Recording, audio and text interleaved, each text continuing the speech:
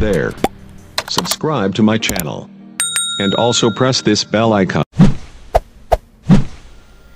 अल्हम्दुलिल्लाहि वस्सलातु अला नबिय्यिहि व अला आलिहि व अस्हाबिहिल मुतअद्दिबीन बिआदाबिहि अम्मा बाद फ़अऊज़ु बिल्लाहि मिनश शैतानिर रजीम बिस्मिल्लाहिर रहमानिर रहीम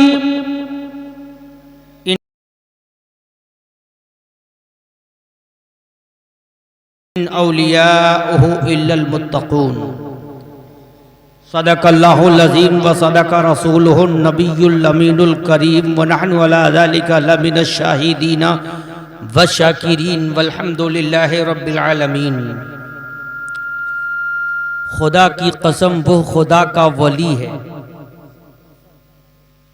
खुदा की कसम वो खुदा का वली है जिसे देख कर खुदा याद आए। खुदा की कसम वो खुदा का वली है कि जिसे देखकर खुदा याद आए। देखने वाले कहा करते हैं अल्लाह अल्लाह, देखने वाले कहा करते हैं अल्लाह अल्लाह। याद आता है खुदा देख के सूरत तेरी, याद आता है खुदा देख कर सूरत तेरी। आज हमारा चेहरा देखो, मार्केट में अपने साथी नौजवान का चेहरा देखो तो मेरे प्यारे सलमान खान याद आते हैं, धर्मेंद्र याद आते हैं, अजय देवगन याद आते हैं और न मालूम कितनी इस दौरे हाजरा में आपके फिल्मी दुनिया के अंदर हीरो मिल जाएंगे, ये याद आते हैं। हमारी माँ और बहनों के कल्चर में देखा जाए, अगर उनके आदतों अतवार में देखा जाए तो न मालूम कौन कौन सी जंगल की बंदरियां याद आएंगी मेरे प्यारे। लेकिन याद रहे एक वो भी अल्लाह वाले थे जो मजहरे इलाही हुआ करते थे। जब उनके चेहरे पे नजर पड़ती थी तो खुदा याद आता था कि कोई खुदा है, और जब उनसे मिल जाते थे या मुलाकात हो जाती थी तो वो अल्लाह वाले बना दिया करते थे।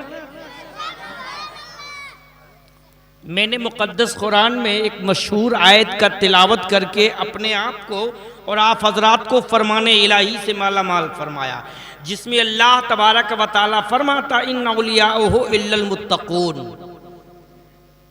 अल्लाह से अल्लाह के वली ही डरते हैं। क्या मतलब? अल्लाह से अल्लाह के वली ही डरते हैं। और मशहूर आयत उसको भी आपने सुना होगा, अला इन्ना औलिया अल्लाहि ला खौफुन अलैहिम वला हुम यहज़नून। बेशक अल्लाह के वलियों को न कोई खौफ है, न कोई डर है, न कोई हुस्नो मलाल है। तो अब ये दोनों बातें एक साथ, थोड़ा मकाम गौर, मैं नौजवान तबके की तवज्जो का तालिब हूं, ये दोनों बातें एक साथ, वो भी कुरान में, और उस कुरान में जिसके लिए फरमाया गया ला रैब, नहीं कोई शक इसमें, बेशक वाली किताब में, ला शक फीहिल किताब के अंदर अल्लाह क्या फरमा रहा है? अल्लाह के वलियों को कोई डर नहीं, कोई खौफ नहीं, कोई हुज़्नो मलाल नहीं। और इधर अल्लाह ही फरमा रहा है बेशक अल्लाह से अल्लाह के वली ही डरते हैं। तो अब ये दोनों बातें एक साथ सही तो नहीं हो सकती।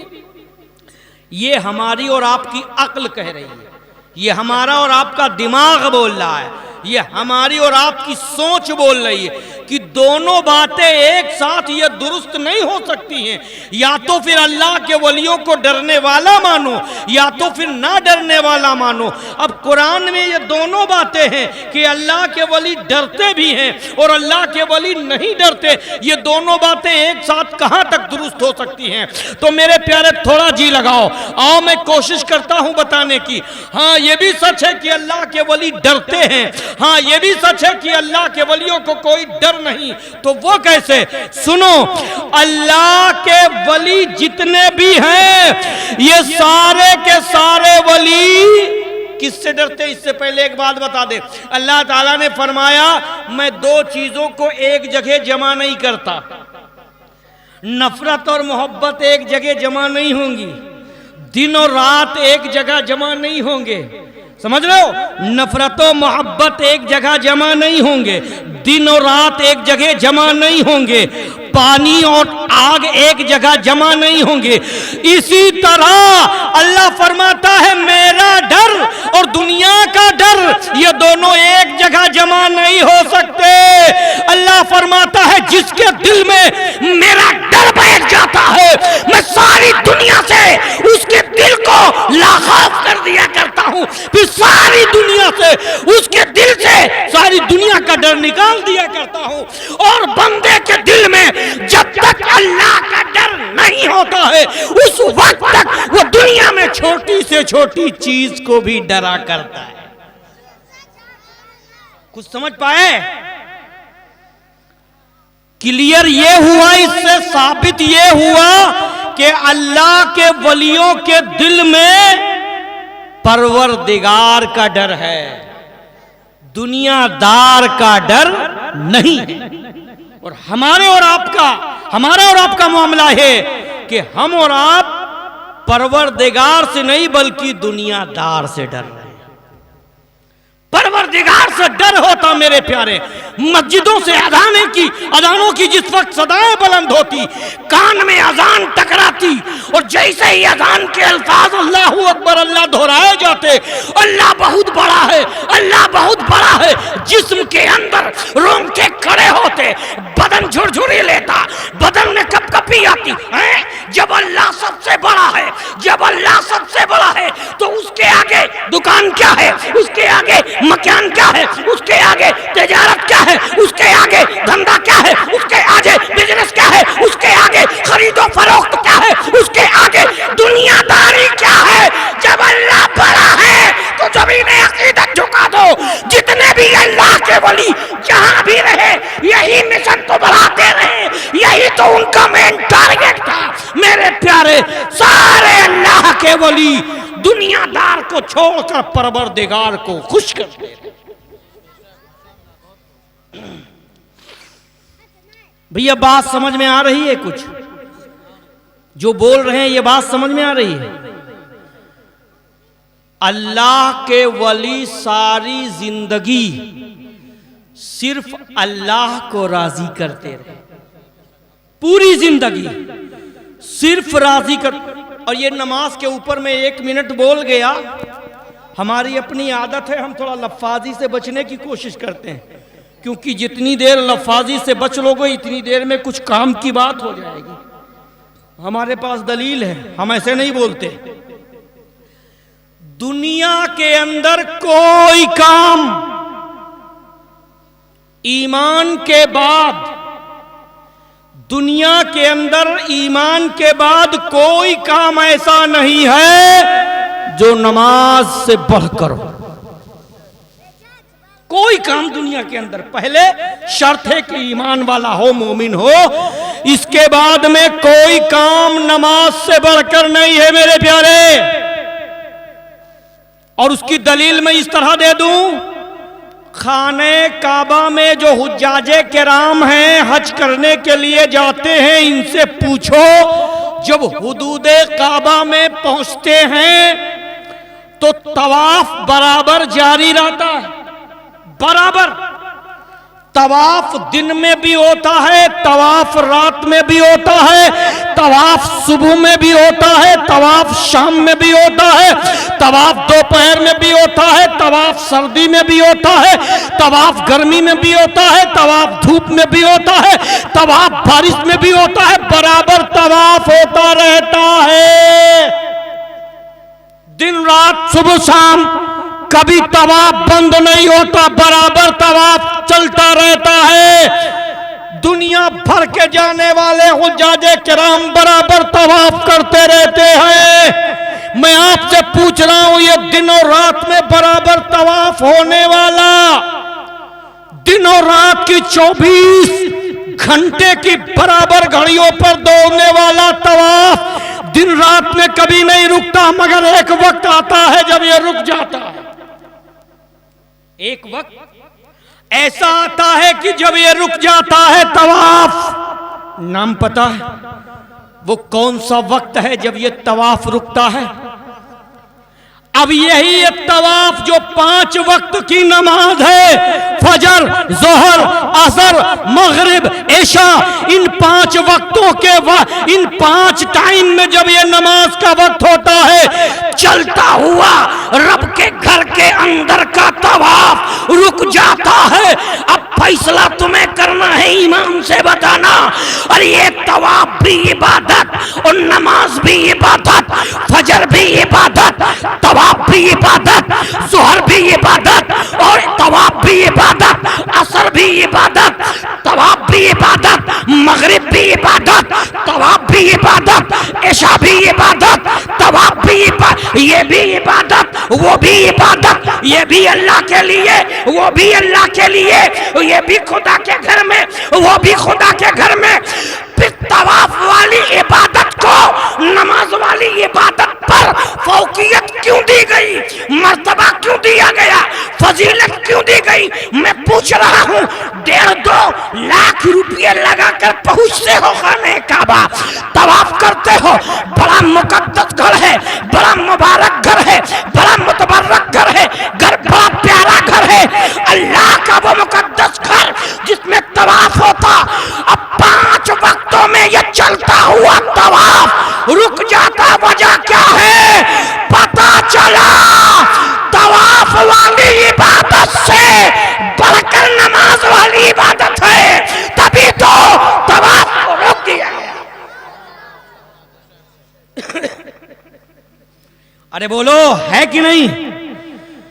नमाज वाली इबादत से, ये तवाफ वाली इबादत से बढ़कर नमाज वाली इबादत है। अच्छा, खाने काबा के तवाफ से बेहतर भी दुनिया के अंदर कोई काम है? नहीं है ना? तो जब तवाफ वाली इबादत से बेहतर दुनिया में कोई काम नहीं है, वो भी तो रोक दिया गया। अभी अक्ल हो तो समझ लो, जिसको तुम बेकार समझते हो, ये मौलवी मौलाना के पास फालतू टाइम होता है, ये पढ़ा करें। हम तो भाई धंधे वाले हैं, हम बिजनेस वाले हैं, हम तजारत वाले हैं, हमें मौका नहीं मिलता है। मेरे प्यारे, एक झटके के अंदर ये सब पता चल जाएगा।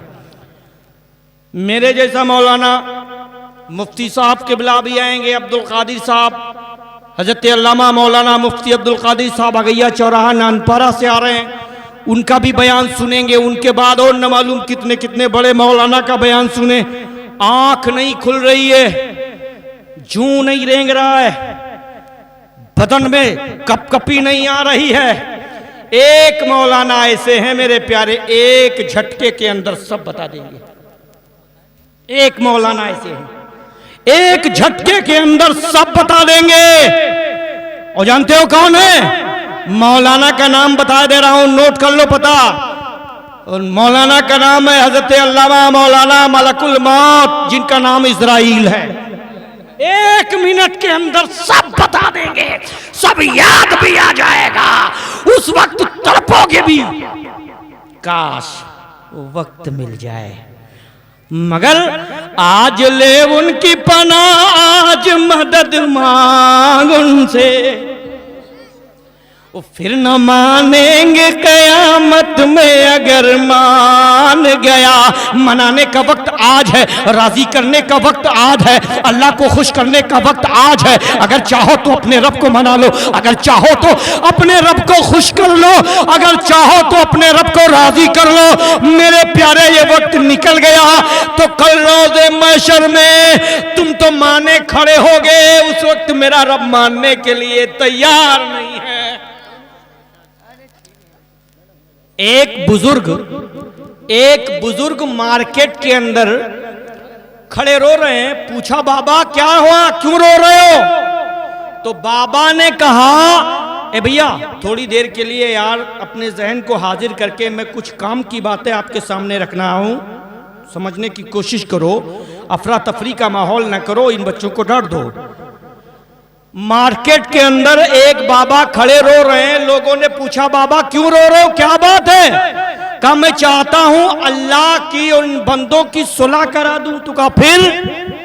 तो कहा अल्लाह तो राजी हो रहा है, लेकिन ये बंदे राजी नहीं हो रहे। ये करीबी नहीं आ रहे हैं। दूसरे दिन बाबा को कब्रिस्तान में रोता हुआ देखा। बाबा का आज क्या हुआ? कहा मेरा मसला कल ही वाला है, मैं चाहता हूं अल्लाह की इन कब्रिस्तान वालों की सुलह करा दूं। तो कहा फिर? तो कहा आज ये कब्रिस्तान वाले सब राजी हो रहे हैं, आज अल्लाह नहीं राजी हो रहा है, आज अल्लाह नहीं राजी हो रहा है। इस जिंदगी को मेरे प्यारे एक अजीम नेमत समझो। अल्लाह ने ये जो मुख्तसर सा वक्त दिया है तुमको, ये तुम्हारी तालीम का वक्त है। हमारे अभी कान में इमाम साहब कह रहे थे कि बच्चों के तालीम के सिलसिले में, मैं कहता हूं बच्चे ही क्या यार, बच्चे बूढ़े जवान सबके लिए तालीम बहुत जरूरी है। अल्लाह के हबीब ने फरमाया भी तलबुल इल्मी फरीदतुन अला कुल्ली मुस्लिमिन व मुस्लिमतिन